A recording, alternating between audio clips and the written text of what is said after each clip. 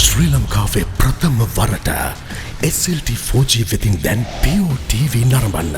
ඉදිරියටම ගෙන යන SLT 4G.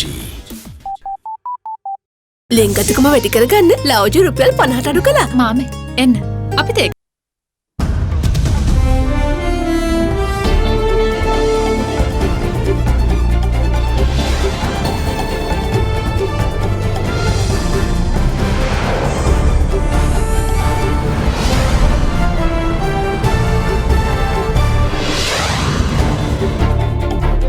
Tonight, pros and cons.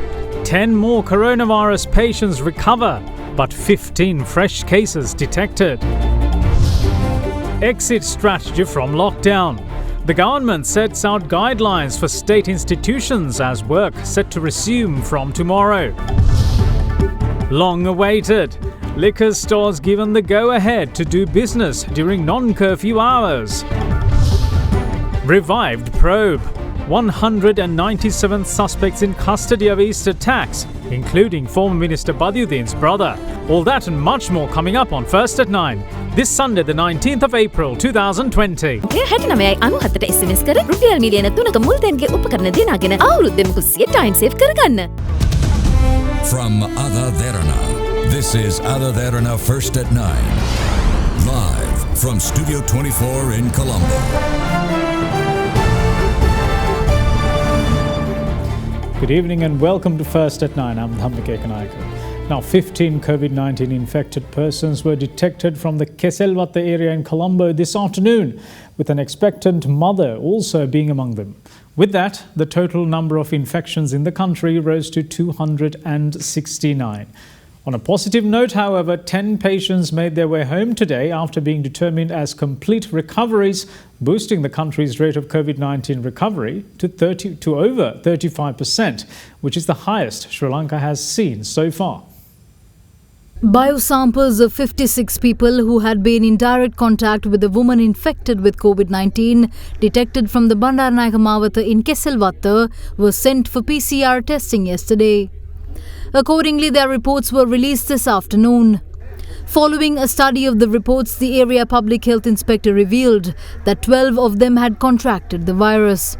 Also, a resident of the same area who was hospitalized last afternoon has also been infected. Meanwhile, an expectant mother also from the same area was hospitalized last night after she had started to bleed. Upon examinations, it was determined that she is COVID-19 positive. Altogether, 15 cases of COVID-19 have been reported from the area of Keselwatta. In the meantime, with the detection of 15 fresh coronavirus cases today, the total number of infections in the country increased to 269. Meanwhile, yesterday, 6 COVID-19 positive cases were detected from the Valisara Quarantine Centre, while 3 were identified from the Oluville facility. 1 individual was detected from the area of Varakapola. According to Commander of the Army Lieutenant General Shavindra Silva, all of them were detected while being in the quarantine process. Meanwhile, the individual detected from the Varakapola is a 44-year-old woman undergoing self-quarantine. She had moved from Rambukkana to her brother's residence in Tulhiriya, Varakapola, around 3 months ago. She is employed by a cleaning company and was deployed at the Katunayaka International Airport. The health department had instructed her to self-quarantine after being exposed to another staff member who tested positive for COVID-19. She had channeled a doctor at a private medical centre in Tulhiriya on the 7th or on a near date after catching a cold and developing a fever. While being under self-quarantine, she received the results of her first PCR test performed, which concluded that she is COVID-19 negative. However, another test performed 10 days later had determined that she is COVID-19 positive. Accordingly, she was transferred to the Infectious Diseases Hospital yesterday by health authorities. Meanwhile, the 6 cases of COVID-19 infection detected from the Valisara quarantine facility are found to have had direct contacts with a COVID-19 patient in Suduvalla of Jayala. They are residents of Colombo 10, 12 and 13. Elsewhere, a man admitted to the Chillout General Hospital on suspicion of contracting the virus had attempted to escape.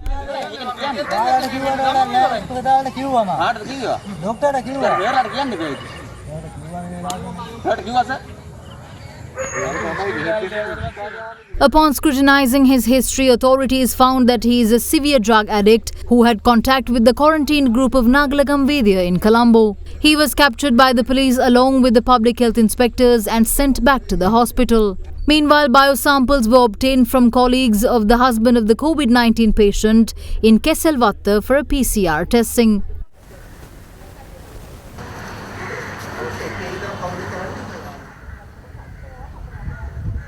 On a very encouraging note, 10 more COVID-19 patients were given the go-ahead to leave the hospital today following full recoveries.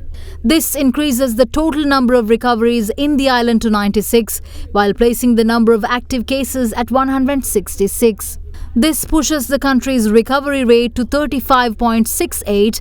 It is a 1% better than yesterday's figure of 34.6%. 122 people, however, are still under medical observation. Corona වෛරසය පැතිරීම වළක්වන්න සබන් යොදා දෑත් සෝදන්න. Now, with the island-wide curfew set to be relaxed in most parts of the country tomorrow, a circular of guidelines has been put forth for state institutions by the Secretary to the President. These guidelines must be adhered to the letter in order to prevent a possible spread of COVID-19. Meanwhile, Minister of Transportation Mahinda Amaraweera stated that railway and bus services will be in operation tomorrow, but only in the districts where the curfew will be relaxed. The government has decided to ease COVID-19 related restrictions currently imposed in the country on a gradual basis to enable government officers to resume normal day-to-day activities. Therefore, all government officers which resume work in geographical areas where such restrictions are eased are instructed to adhere to the following guidelines. All government institutions should follow instructions given by the health sector and should wear face masks while maintaining social distancing. The circular instructs that workplaces which are frequented by the general public to provide hand washing facilities or sanitizing hand rub dispensers. It instructs to manage workplace meetings with only essential participants in attendance. The circular also instructs to encourage teleworking wherever feasible and as much as possible to minimize crowding the workplace. What's more, the circular adds that schools, higher education institutions and vocational education institutions in all districts will remain closed but encourages to operate on distance learning mode. It also prohibits all types of religious activities, meetings with large gatherings during this period. Non-essential work-related travel is also suspended, while employees undertaking essential travel are advised to comply with regulations. Furthermore, employees with even a mild symptom of COVID-19 are advised to refrain from coming to work. The circular instructs government officers in districts except Colombo, Kampaha, Kalutara, Putlam and other high-risk zones to resume normal office functions with only 50% of staff. Meanwhile, government officers in Colombo, Kampaha, Kalutara, Putlam and other designated high-risk zones are to operate with a cadre of only 20%. It instructs to ensure that government services are delivered continuously, even with a limited staff. Government officers are required to introduce special mechanisms for the general public to obtain services during this period. The circular also instructs head of institutions to determine the type of work carried out by employees during the work from home period and to set daily deadlines for all routine tasks. Now, illicit liquor production and curfew violations have been the top offences observed ever since the curfew came into effect last month. Numerous raids were conducted and continue to be conducted to arrest the culpable. With that being the case, the Department of Excise announced today that liquor stores will be allowed to operate during non-curfew hours after a lengthy hiatus. Government authorities continue to crack down on curfew violators and conduct inspections to deter people from venturing outdoors and to minimize any untoward activities during the curfew. Since the curfew was first brought into effect on the 20th of March, 33,357 people have been apprehended over curfew violations, while 8,570 vehicles were also seized by police. One of the unexpected developments since the imposition of the curfew is the surge in illicit liquor production. It would be fair to expect a drop in that illegal practice in the future, as the Department of Excise announced today that liquor stores will be permitted to sell liquor during non-curfew hours. It, however, urged that liquor stores strictly adhere to curfew regulations and COVID-19 prevention guidelines, as well as social distancing rules. Furthermore, legal action will be taken against retailers who fail to adhere to stipulated rules and regulations. In the meantime, the Department of Excise has conducted multiple raids during the past 31 days of curfew, totaling 600. Its media spokesperson Kapila Kumarasinghe said that 590 suspects were arrested over illicit liquor production and sales. Furthermore, equipment used in liquor production and barrels of Gouda worth 3.5 million rupees, as well as illegally produced liquor along with 2 luxury vehicles have been seized. Meanwhile, police media spokesperson SP Jaliya Senaratne also revealed police figures pertaining to crackdown on illicit liquor, drugs and other illegal activities during the curfew. මේ වෙන විට ශ්‍රී ලංකා පොලිසිය වැටලීම් කරලා තියෙනවා 18118ක් නීති විරෝධී මත්පැන් පෙරීම සම්බන්ධ වැටලීම්. ඒ සම්බන්ධයෙන් 18215 දෙනෙක් අත්අඩංගුවට අරන් තියෙනවා ලංකාව පුරාම. ඒ වගේම මත්ද්‍රව්‍ය වැටලීම් කරලා තියෙනවා 6610ක්. තැනැත්තන් අත්අඩංගුවට අරන් තියෙනවා 6837ක්. ඒ වගේම වෙනත් වැටලීම් වෙනත් නීති විරෝධී ක්‍රියා සම්බන්ධ වැටලීම් කරලා තියෙනවා 2591ක්. තැනැත්තන් 4071ක් අත්අඩංගුවට අරන් තියෙනවා. එතකොට ඔබට පේනවා මේ වෙලාවේදී නීති විරෝධී මත්පැන් වැටලීම් ප්‍රමාණයත් වැඩි කරලා තියෙනවා. ඒ වැටලීම් වැඩි වෙන්න හේතු වෙලා තියෙන්නේ රටේ නීති විරෝධීව මත්පැන් පෙරීම නිසා. එතකොට මේක සමාජයේ බලන්න ඕනේ සමාජ කෝණයකින් සමාජ විද්‍යාත්මක කෝණයකින් නීතිය ක්‍රියාත්මක කිරීමෙන්ම සමහර සමාජ විද්‍යාත්මක කරුණු අපිට මැඩපවත්වන්න බෑ. ඒක සමාජ විද්‍යාත්මක විසඳුම් ලැබෙන්න ඕනේ ඒකට. නිෂ්පාදිත දිනය කවදත් අලුත් වටවලතේ අරගන්න. වටවලතේ ශ්‍රී ලංකාවේ තේ එක. Now, in the meantime, police media spokesperson SP Jaliya Senaratne states that 197 suspects have been arrested pertaining to their possible involvement in the Easter Sunday attacks. Furthermore, he also touched on a second planned attack, which he said was foiled by CID investigations. The special unit of the CID deployed to investigate the Easter Sunday attacks upon directives of President Gotabaya Rajapaksa arrested 6 more suspects from Putlam on the 14th of April. It was later revealed that Paniuddin Mohammad Riyad Badiuddin and a lawyer are among the arrested. In the meantime, the 2 petitions have been filed at the Court of Appeal seeking the release of the lawyer in question, named as Ejaz Hizbullah, who is currently being held under detention orders in line with the Prevention of Terrorism Act. The lawyer's father and brother have filed the said petitions. The habeas corpus petition names the Attorney General, the acting IGP and the director of the CID. The petitioners argue that the arrest is baseless. While calling for the suspect's release, the petition also requests that the suspect be given access to his legal counsel.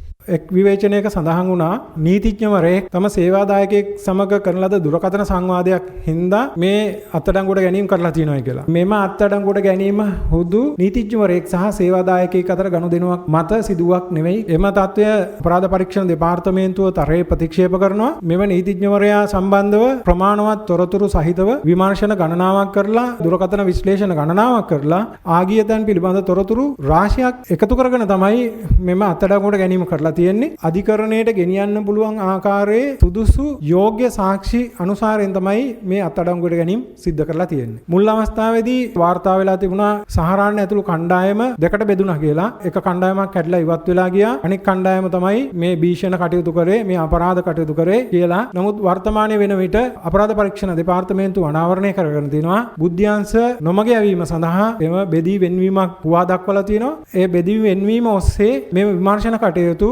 නොමගකට යොමු කිරීම සඳහා උත්සාහ කරලා තියෙනවා කියලා. මේ විමර්ශනයේ අනාවරණය වෙලා තියෙනවා යම් යම් සංවිධාන ඇති කරලා ඒ සඳහා මේ බෝම්බ කරුවන් ඍජුවම දායකත්වය ලබා දීලා තියෙනවා. සමහර ආයතන සහ සංවිධානවල නායකත්වය ගැන කටයුතු කරලා තියෙනවා. මේ අත්අඩංගුවට ගත් අය මෙම සංවිධාන වලට මුදල් සැපයුව අය ඉන්නවා. මෙම සංවිධාන වලට නායකත්වය දුන්න අය ඉන්නවා. මේ සංවිධාන හරහා උත්සාහ කරලා තියෙනවා මේ රට තුළ පළවෙනි බෝම්බ ප්‍රහාර මාලාවෙන් පස්සේ යම් කිසි දිනකදී නැවත එවැනි බෝම්බ ප්‍රහාර මාලාවක් සිදු කිරීම සඳහා සැලසුම් කරලා තියෙන බව. එම සැලසුම් ව්‍යර්ථ කිරීමට අපරාධ පරීක්ෂණ දෙපාර්තමේන්තුවේ මේ විමර්ශනවලට හැකි වෙලා තියෙනවා. ඒ සැලසුම් සඳහා ආධාර කළ අනුබල දුන්න සහාය දුන්න සහ ඒ සඳහා පෙළඹවීම කළ තැනැත්තන් පිළිබඳව මේ වෙන විට තොරතුරු අනාවරණය කරගෙන තියෙනවා. සැකකරුවන් 197 දෙනෙක් අත්අඩංගුවට අරන් තියෙනවා. නීතිඥයා සම්බන්ධයෙන් මොහුගේ සම්බන්ධතාවය මොන ආකාරයේද කියලා පැහැදිලි කිරීමේ හැකියාවක් තියෙනද? දුරකථන සම්බන්ධතා නෙමෙයි. ඊට එහා ගියපු බෝම්බ කරුවන් සමග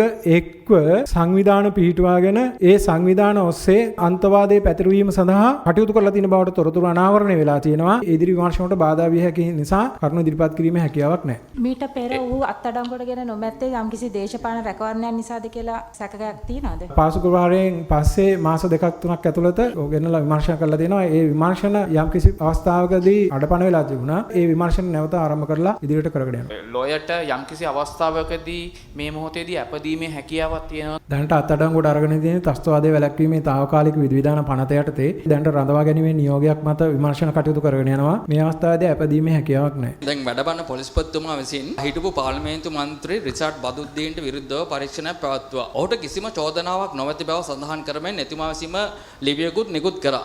ඒ පිළිබඳව විමර්ශනය කළා තියෙනවා. ඒකට අපරාධ පරීක්ෂණ දෙපාර්තමේන්තුව ඒ වෙන විට ඔවුන්ට විරුද්ධව තොරතුරු අනාවරණය වෙලා නැහැ කියලා වාර්තා කරලා තියෙනවා. ඒ වාර්තා කරලා තියෙන ඉදිරිපත් කරන වාර්තාව සම්බන්ධෙනුත් මේ වෙනකොට පොලිස් විශේෂ විමර්ශන ඒකකයේ මගින් විමර්ශනය කරනවා. ඊවැනි වාර්තාවක් දුන්නේ කියලා.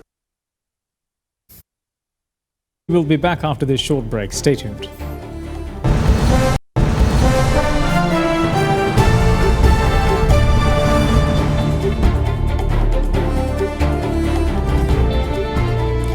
Welcome back. You're watching First at 9. Now, a quick reminder about the government's decision to relax the island-wide curfew for 18 districts from 5 a.m. to 8 p.m. on a daily basis, starting from tomorrow until further notice. Now, similarly, on Wednesday, the 22nd, curfew will also be relaxed in high-risk zones, including Colombo, Gampaha, Kalutara, Putlam, Kandy, Kegol and Ampara districts, except for 25 police areas, which are COVID-19 risk zones. With the objective of restoring normalcy in civilian life, the government decided to relax the island-wide curfew, but with some exceptions. Accordingly, the curfew in Jaffna, Kilinochchi, Mena, Mullaitivu, Vaunia, Kurunegala, Matale, Nuwara, Ratnapura, Anuradhapura, Polonnaruwa, Trenkumali, Batiklo, Badulla, Monaragala, Hambantota and Matara as well as Galle districts will be lifted tomorrow at 5 a.m. and will be reinforced at 8 p.m. This pattern of curfew will continue on a daily basis. Starting from Wednesday the 22nd, except for 25 police areas, other remaining police areas in Colombo, Gampaha, Kalutara, Putlam, Kandy, Kegol and Ampara districts have also been relaxed. However, the police areas of Kotahena, Grand Pass, Bambalapitiya, Keselwatta, Maradana, Gotatuwa, Mulleriyawa, Vellampitiya, Mount Lavinia and Dehiwala as well as Kohuwala in the Colombo district will remain under curfew until further notice. In the district of Gampaha, free movement will not be allowed in the police areas of Jayala, Kuchikade and Seduwa. In the Putlam district, curfew will continue to be in effect in the police areas of Putlam, Maravila and Vennappur. In the meantime, Bandaragama, Payagala, Beruwala and Aludgama police areas in the Kalutara district will also be under curfew. As for the rest of the police areas in the Colombo, Gampaha, Kalutara and Putlam, curfew will be lifted at 5 a.m. on Wednesday the 22nd of April and will be reimposed at 8 p.m. on the same day. The pattern will also repeat on a daily basis. Meanwhile, curfew in the Kandy, Kegol and Ampara districts as well as in Alavatugoda, Akurana, Varakapula and Akkarepattu police areas will continue to be in effect, while the remaining police areas of those three districts will be lifted at 5 a.m. and will be reinforced at 8 p.m. tomorrow. This pattern will also repeat on a daily basis. Now, with the train services set to resume from tomorrow, measures were taken to disinfect train stations and trains today, while also certain cities underwent disinfection process. Meanwhile, Cabinet co-spokesperson Minister Bandula Gunawardhan instructed people to turn to the new Gazette in order to find out information regarding recently introduced import restrictions and limitations. Gazette නිවේදනය ආනයන අපනයන පාලන පනත යටතේ නිකුත් කරලා තියෙනවා. ආනයන සීමා කිරීම තානං කිරීම යන්න පිළිබඳ අවබෝධයක් ලබා ගන්නට පුළුවන්. දැවැන්ත අර්බුදයකට මුහුණ දීලා තියෙන විදේශ විනිමය සම්බන්ධයෙන් ඒ නිසා රජය සමහර භාණ්ඩ මාස 3ක් යනකම් ආනයනය කිරීම සම්පූර්ණයෙන් තානම් කරලා තියෙනවා. මෝටර් වාහන, පීතකරණ, සුඛෝපභෝගී භාණ්ඩ දේශීය වශයෙන් නිෂ්පාදනය කළ හැකි එළවලු පළතුරු වර්ග මාස 3ක් යනකම් ආනයනය කිරීම මේ ගැසට් නිවේදනයේ මගින් තානම් කරලා තිබෙනවා. නමුත් සුළු පරිමාණ කර්මාන්ත, මධ්‍ය පරිමාණ කර්මාන්ත හා මහා පරිමාණ කර්මාන්ත වලට අවශ්‍ය අමුද්‍රව්‍ය ආනයනය කරන්නට ඉඩ දෙන අතර කර්මාන්ත ව්‍යාපාර යන ආදී සඳහා අවශ්‍ය යන්ත්‍ර සූත්‍ර තවදුරටත් ආනයනය කරන්නට පුළුවන්. අපි කවුරුත් දන්නවා රජය විශාල සහන පැකේජයක් ඉදිරිපත් කළා තියෙනවා. තනි පුද්ගලයෙකුට විශාල ව්‍යාපාරයකට සාමාන්‍ය ව්‍යාපාරයකට අවශ්‍ය සියලුම පහසුකම් දීලා දෙනවා. හැම කෙනෙක්ම අප්‍රේල් 30ට ඉස්සෙල්ලා අපි කියලා තියෙනවා මේවට ඉල්ලුම් කරන්න කියලා. එතකොට ඉතා ඉක්මනින් ඒ සියලුම සහන ලැබෙනවා. In the meantime, the Dambulla Dedicated Economic Centre was opened today at 6 a.m, resuming trade activities. As farmers from various parts of the country brought their produce to the market, lorries were seen queuing up along the roads of Dambulla. Trade activities were carried out while adhering to the prescribed health and safety precautions. Elsewhere, with train services set to resume, a few train stations and trains were disinfected today.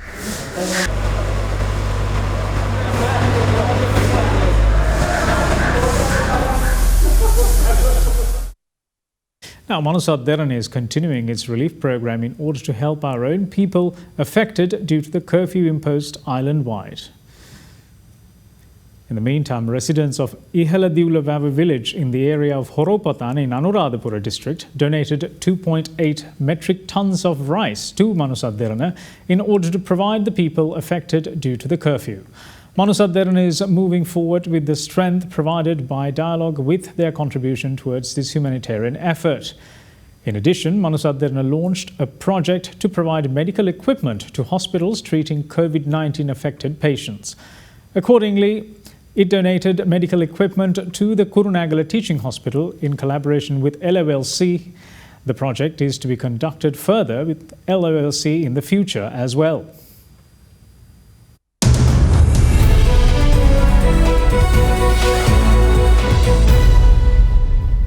Now, the Export Development Board has intensified its clarion call from last week, saying that it is the export sector that will get Sri Lanka through the prevailing COVID-19 influenced crisis. Highlighting the large impact on Sri Lanka's foreign direct investment, tourism sector and the country's overall economic standing, the Export Development Board calls on other government agencies to recognise and support the export sector during this time. It also urges all exporters to take immediate action, saying that foreign exchange brought in through the export sector is essential in efforts to survive this crisis as a nation. The EDB adds that all factories must return to being active in production since the government has provided great assistance by reducing restrictions around the export sector. It appealed to export companies to identify methods that will allow them to survive this crisis and, more importantly, survive in the long run, adding that it is essential to evaluate new opportunities and new markets. The Export Development Board asks that companies take steps to make businesses more efficient and more agile while highlighting the importance of product diversification in this time. It also says that the body is willing to support companies in terms of finding new products, new markets and new opportunities. For businesses that are not seriously impacted by this crisis and still have reasonably full order books, the message is to go into total production and fulfill export orders. See you shortly after this break. Don't go away.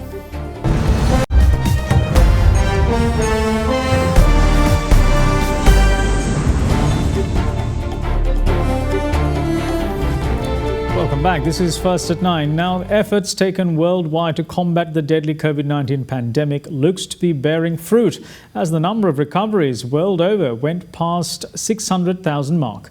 Some countries have shown a marked reduction in fresh cases. With that being the case, the Spanish Prime Minister has decided to relax the tight control measures on the 27th of April. Spain, however, still reports a daily number of fatalities in the region of 400, and the country's PM warns that the situation there is too fragile and that hasty decisions could jeopardize the situation. The fruits of the efforts taken world over to curb the spread of the coronavirus COVID-19 continued to be reaped as the number of global recoveries breached 600,000. The number of global infections, however, was recorded at 2,345,322, 326, while 161,191 succumbed to the virus so far. The world's largest economy, the United States, continued to report the highest number of fatalities. With another day of fatalities exceeding 1,000, the country's overall death toll stands at 39,014.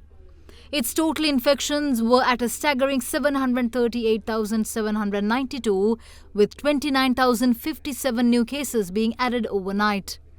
The United Kingdom, meanwhile, reported 888 fatalities yesterday, taking its total deaths to 15,464.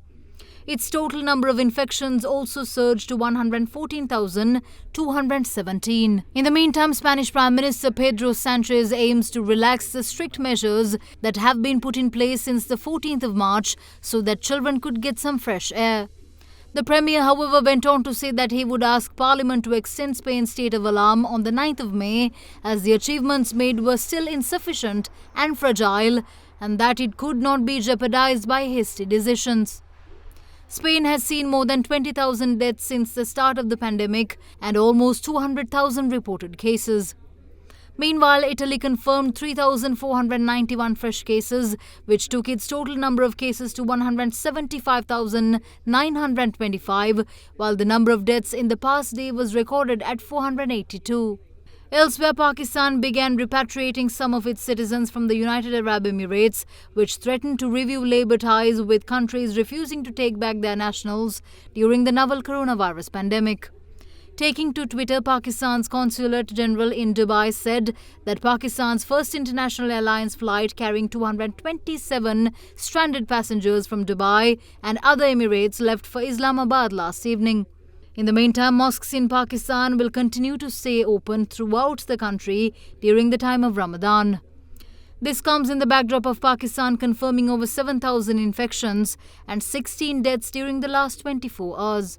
Meanwhile, India's Maharashtra state, the country's largest regional economy, has decided to allow a limited number of sectors to resume business activities tomorrow after a weeks-long shutdown. The state has the biggest share of India's caseload of 15,713 infections, while as a whole, India has 16,365 infections and 521 deaths. In the meantime, the South Korea Center for Disease Control and Prevention reported 8 new cases of coronavirus, making the first time infections in South Korea fell to a single digit since the outbreak peaked in February. The country currently records over 10,500 total infections and 234 overall deaths. Now, some of the biggest names in music have joined forces to celebrate healthcare workers in a globally televised concert. Lady Gaga, Paul McCartney and Billie Eilish were among more than 100 artists who performed songs from their living rooms due to the coronavirus lockdown. The Rolling Stones even managed to play together from 4 separate locations. The 8-hour show also featured real-life stories from those on the front line of the fight against COVID-19. Lady Gaga, who curated the lineup, called the event a love letter to the world. Dedicating the show to first responders and medical staff, she said that all the musicians participating wanted to give back a little bit of kindness that the healthcare workers have given. The concert was organized by the Global Citizen Movement and the World Health Organization and was titled as One World Together at Home.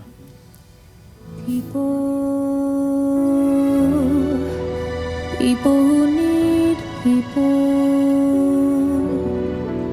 are the luckiest people in the world. Now, Australia's Foreign Minister Marise Payne is calling for an independent investigation into the global response to the coronavirus pandemic, including the World Health Organization's handling of the crisis. Payne said that they will insist on a review that would investigate, in part, China's early response to the outbreak in Wuhan. She went on to say that we need to know the sorts of details that an independent review would identify for us about the genesis of the virus, about the approaches to dealing with it and addressing the openness with which information was shared. The Foreign Minister added that the fallout from the pandemic may change the relationship between Australia and China in some ways, with her concern around Beijing's transparency now at a very high point.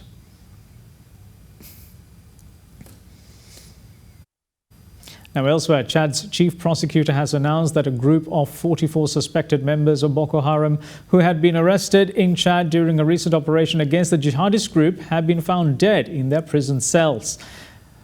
Now, they suspect the cause of death to be poisoning. An investigation has been launched after 4 autopsies showed a lethal substance had led to their deaths. The Justice Minister, however, says that the prisoners had not been ill-treated. The military operation against Boko Haram killed more than 1,000 of the group's militants and cost the lives of 52 soldiers, and the operation ran from 31st March to 8th of April.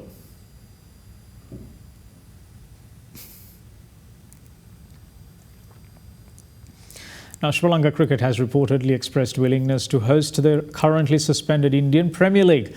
Board of Control for Cricket in India, however, does not seem to share the same enthusiasm. The BCCI had reportedly poured cold water on the affair, saying that there is no point in discussing such a proposal in a closed world battling the COVID-19 pandemic. Now, the IPL schedule from March 29th to May 24th has been postponed indefinitely by the BCCI in the wake of the COVID-19 pandemic, and the board will only conduct the tournament when normalcy returns. A senior BCCI official is quoted saying that the BCCI will not be in a position to say anything when the world is closed. The official has reportedly confirmed that currently there is no proposal from SLC and there is no guarantee when a meaningful discussion can take place on the subject, even if it comes along. Sri Lanka has 250 confirmed cases right now against India's tally of over 13,000.